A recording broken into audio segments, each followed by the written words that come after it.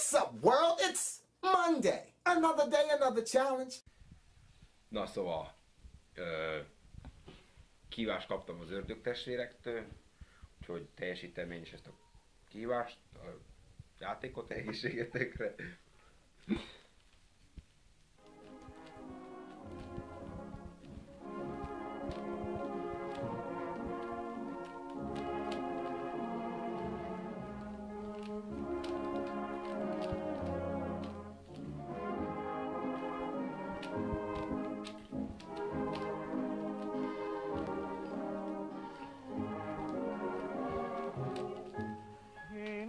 Szeretek részeg lenni, mert akkor nekem nem fáj semmi, de semmi se fáj. Én kerülöm a józanságot, mert keresek egy szebb világot.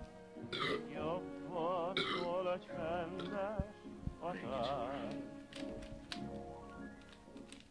Nem tudok élni én itt józanul, szívemre száll, várat borul, halkait mi.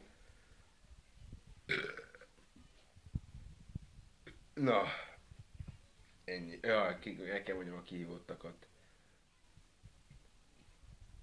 Kihívom, hogy megjelölöm Nagy István Zoltánt, Kis Miklós Pétert és Antal Eduárdot, akinek ma mellesleg születésnapja van, úgyhogy boldog születésnapot, Edi. Ciao.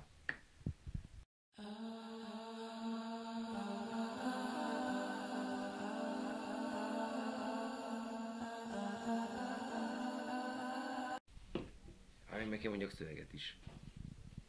De most tényleg videózol? Igen. Oké. És akkor kezdem, amikor akarom, és akkor kivágom. Nagyjából igen. De akkor miért? De addig nem bontsd meg. Oké, nem bontom meg. És arra gondoltam, hogy ne unatkozzatok, miközben iszom a sört, a borsodit, ezért kiteszem, nem, az poén, ezt kivágom.